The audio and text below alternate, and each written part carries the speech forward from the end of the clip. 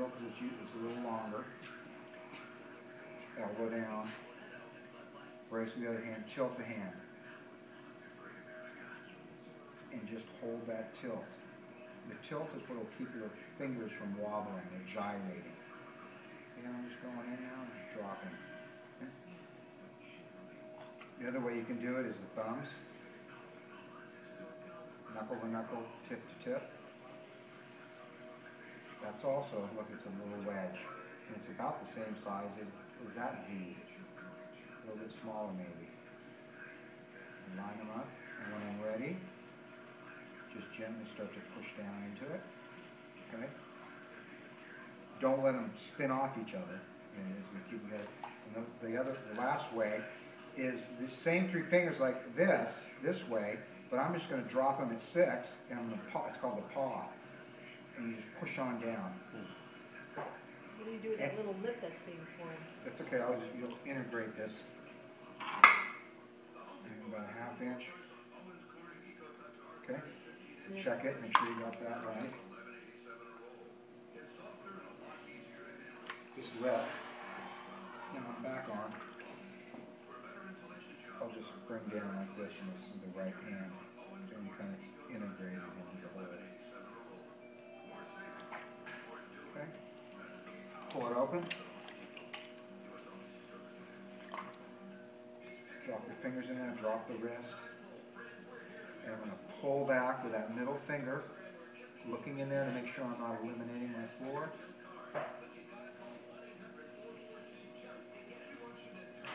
Not eliminating your floor, not going deeper? Yeah, you don't want to go deeper. And if your hand comes up, it gets thicker. Okay? If you open and your ring is off center a little bit, like this is, just pull it out a little bit further. So you stretch it past its off centerness. See now I just go steady with it. So what we do is we're going to run our middle finger across the bottom, pressing the bottom into the corner. Sometimes that comes out. Here's coming up in a ring. It comes off.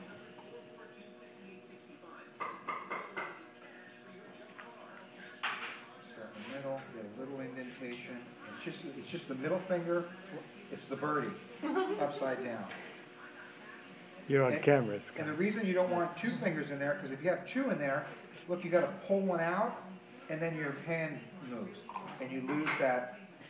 Because the trick to going across the bottom is staying on the inside edge of that little edge of clay, the ring of clay that you're pushing across the bottom, right?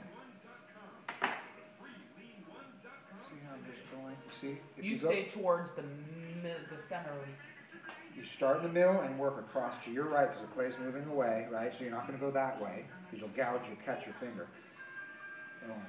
And watch, I'm working down towards 4 o'clock.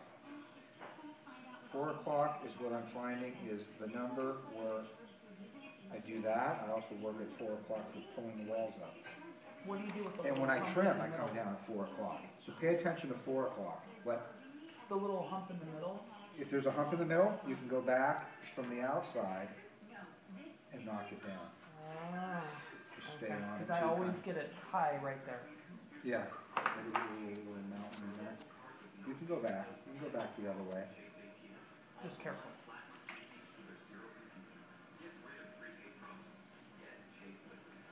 A little finesse, you lighten up on the pressure as you get into the middle there. Okay? Now we're ready to pull the walls up.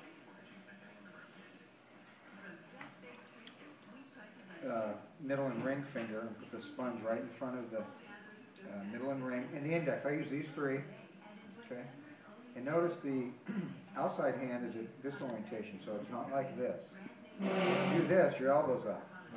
Plus, that's it's awkward. Look. Brace. Pull in tight. Where do I end up? Right around 4 o'clock. Okay, good. That's because I'm braced.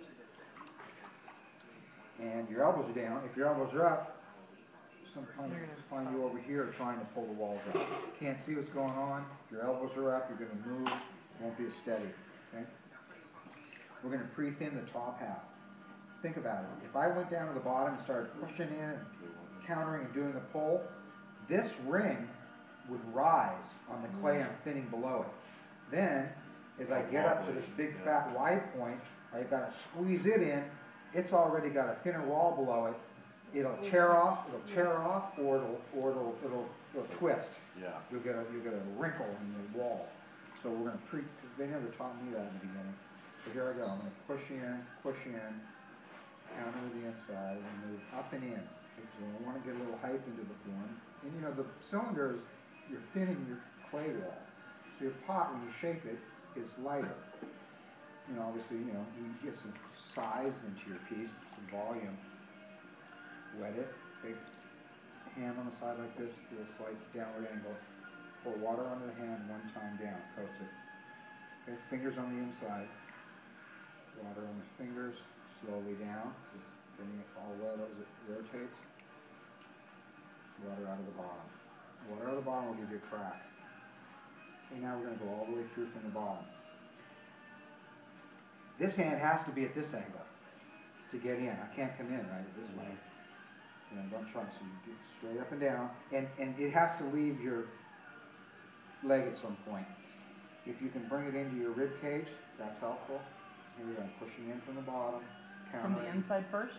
Pushing in from the outside first. outside first.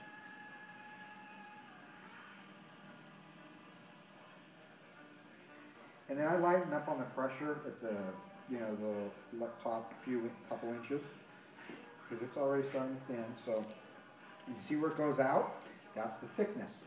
That's what I got. That's going to give me the height in my cylinder. If you don't wet it, you're going to dry out, and the clay starts to drag on your hands, and you get a twist that way. Okay.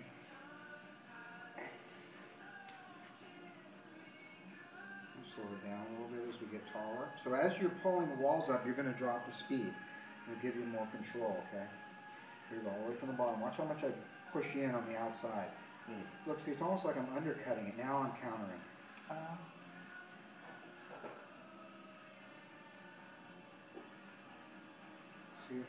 See that ledge I'm lifting? And you have to go up slow enough to stay under that. If I rush up, I'll leave that. I'll jump ahead of that ledge, and I won't be pulling anymore. I'll just miss it. Remember, it's that outside hand's a little lower.